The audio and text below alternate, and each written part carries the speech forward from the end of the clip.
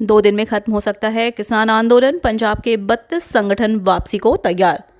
केंद्र सरकार के 3 कृषि सुधार कानूनों के विरोध में 1 साल से चल रहा किसान आंदोलन 2 दिन में खत्म हो सकता है। सोमवार को सिंघू बॉर्डर पर पंजाब के 32 किसान संगठनों की मीटिंग हुई। इसमें घर वापसी के लिए सहमति बन गई है। हालांकि अंतिम फैसला 1 दिसंबर को होगा। HPSC dental surgeon scam, Randeep Surjewala ने विजिलेंस की रिमांड प्रक्रिया पर खड़े किए सवाल। 48 नहीं 9 आरोपी काबू। कांग्रेस के राष्ट्रीय प्रवक्ता रणदीप सुरजेवाला ने HPSC में डेंटल सर्जन स्कैम के आरोपियों को जांच को दबाने के आरोप लगाए हैं। वास्तव में विजिलेंस मामले को दबाने के लिए आरोपियों की मौज करवाती रही। विजिलेंस के पास 5 दिसंबर तक का समय है दोबारा रिमांड लेने का, परंतु जांच एजेंसी ने अभी तक दोबारा कोई साक्ष्य नहीं पेश किया। सीएम मनोहर से मिलने पहुंचे कैप्टन, पंजाब के चुनाव और किसान आंदोलन पर हुई चर्चा।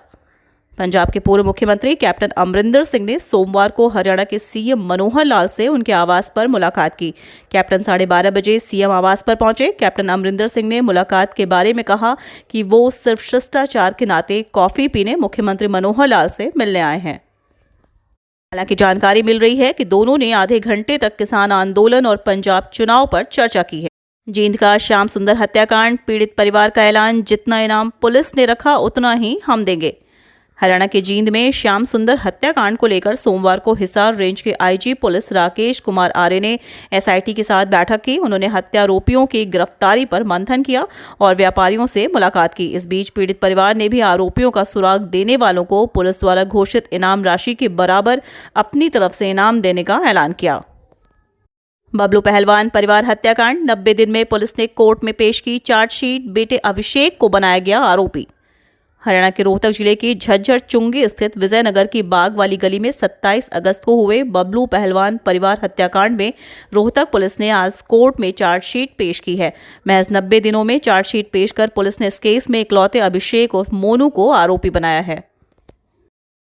हाईकोर्ट का हरियाणा सरकार को आदेश, फीस ना दे पाने वाले विद्यार्थियों को परीक्षा से वंचित रखने वाले स्कूलों पर कार्रवाई करे। पंजाब एवं हरियाणा हाईकोर्ट ने एक याचिका पर सुनवाई करते हुए हरियाणा सरकार को आदेश दिया है कि फीस न देने वाले छात्रों को परीक्षा में न बैठने देने वाले स्कूलों के खिलाफ कार्रवाई करे। हाईकोर्ट के जस्टिस सुधीर मित्तल ने यह आदेश students parents welfare group Kaithal की याचिका पर सुनवाई करते हुए दी है। पिता ने नाबालिग बेटी से 1 माह तक किया दुष्कर्म, कोर्ट ने सुनाई ऐसी कठोर सजा। अतिरिक्त जिला एवं सेशन न्यायाधीश मनीष दुआ की अदालत ने पोक्सो एक्ट के तहत दोषी को आजीवन कारावास व 50,000 रुपये जुर्माना की सजा सुनाई है। जिला उप न्यायवादी भूपेंद्र कुमार ने बताया कि 28 मई 2020 को थाना सदर थानेसर के एरिया के अंतर्गत रहने वाली एक महिला ने पुलिस को बताया कि उसने विजय को अपने मकान का एक कमरा किराए पर दिया हुआ था। विजय की 3 लड़की व 1 लड़का है। साल में 1/3 ईंट भट्ठे चलाने की ड्रॉ प्रक्रिया स्थगित, NGT के आदेश के खिलाफ सुप्रीम कोर्ट में याचिका दायर। NGT के आदेशों के बाद खाद्य एवं आपूर्ति विभाग द्वारा 1/3 ईंट भट्टों का ड्रॉ कराने की प्रक्रिया को रोक दिया गया है। NGT के आदेशों के खिलाफ ईंट भट्टा संचालकों ने न केवल सुप्रीम कोर्ट का दरवाजा खटखटाया है, बल्कि उपायुक्त ललित सिवाज से भी मुलाकात करके ड्रॉ को रद्द करने की मांग की थी। काला पीर मठ कोत कलां के महंत पर हमला करने वालों को पंचायती माफी। दादा काला पीठ पर कोत कलां के महंत शुक्राई नाथ योगी पर 4 माह पहले हुए जानलेवा हमले को लेकर रविवार को मठ में दर्जनों गांव के ग्रामीणों ने पंचायत में आरोपित युवक को महंत के सामने पेश किया। महंत ने फैसला ग्रामीणों पर छोड़ा है और शांति रखने की अपील की। हरियाणा में किसानों पर दर्ज मुकदमे कब वापस होंगे, इस सवाल पर क्या बोले सीएम मनोहर। हरियाणा के मुख्यमंत्री मनोहर लाल ने रविवार को हुई प्रेस वार्ता में MSP संबंधित किसानों की मांग को लेकर कहा कि इस पर केंद्र की ओर से कमेटी बनाई जा रही है। उन्होंने किसान आंदोलन के दौरान हरियाणा में दर्ज हुए मुकदमे वापस लेने के सवाल पर कहा कि वे हालत पर नजर बनाए हुए हैं। केंद्र की ओर से जो भी दिशा निर्देश प्राप्त होंगे उसी हिसाब से अगला कदम उठाया जाएगा। डेंटल सर्जन और HCS की भर्ती कैंसिल होगी या नहीं, सीएम मनोहर ने दी यह जानकारी। हरियाणा के मुख्यमंत्री मनोहर लाल ने हाल ही में HPSC डिप्टी सेक्रेटरी अनिल नागर की गिरफ्तारी को लेकर कहा कि भ्रष्टाचार के मामलों में हम किसी को भी छोड़ने वाले नहीं हैं। उन्होंने कहा कि 20 साल से एक सिंडिकेट काम कर रहा है, लेकिन विजिलेंस को जैसे ही भनक लगी हमने कार्रवाई के लिए हरी झंडी दी। हरियाणा में किसानों पर दर्ज मुकदमे होंगे रद्द, दिग्विजय कहा उम्मीद है अब किसान घर लौटेंगे। 3 कृषि कानूनों की वापसी में हुई देरी के लिए जननायक जनता पार्टी के प्रधान महासचिव दिग्विजय चौटाला ने खेद प्रकट किया है। हालांकि उन्होंने खुशी भी जताई है कि किसानों की मांग पूरी हुई है और अब कृषि कानूनों पर फैसला हो चुका है। आज लोकसभा और राज्यसभा में तीनों कृषि कानूनों को रद्द करने का विधेयक ध्वनि मत से पास हो चुका। हरियाणा सरकार में साझेदार जेजेपी के प्रधान महासचिव दिग्विजय चौटाला ने किसानों पर दर्ज मुकदमे वापस लेने की बात कही है। कृषि कानून हुए वापस, अब गुरनाम सिंह चढ़ूनी ने रखी ये मांगे, बोले सरकार आज ही दे फैसला। लोकसभा सत्र में आज तीनों कृषि कानूनों को वापस ले लिया गया, जिसके बाद आंदोलन कर रहे किसानों में खुशी की लहर देखने को मिल रही है।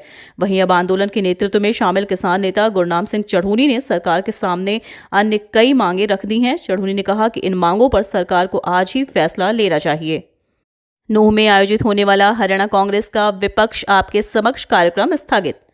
हरियाणा के जिला नूंह में 11 दिसंबर को आयोजित होने वाला कार्यक्रम विपक्ष आपके समक्ष स्थगित कर दिया गया है।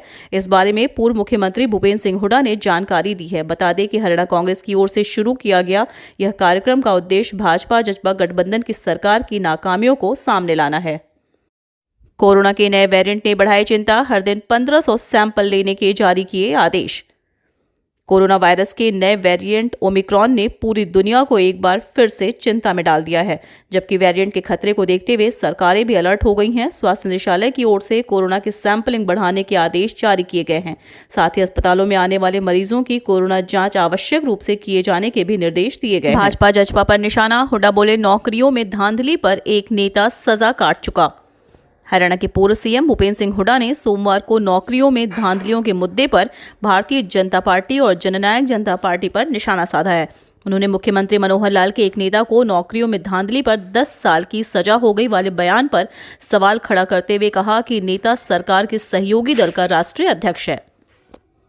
हरियाणा में बुजुर्गों की जेब खाली, नवंबर में 28 लाख लोगों को नहीं मिला सम्मान भत्ता। हरियाणा में वृद्धावस्था सम्मान भत्ता लेने वाले बुजुर्गों की जेब इस बार खाली है। नवंबर महीना बीतने पर एक ही दिन बचा है। अभी तक सरकार ने बुढ़ापा पेंशन के लिए बजट जारी नहीं किया है।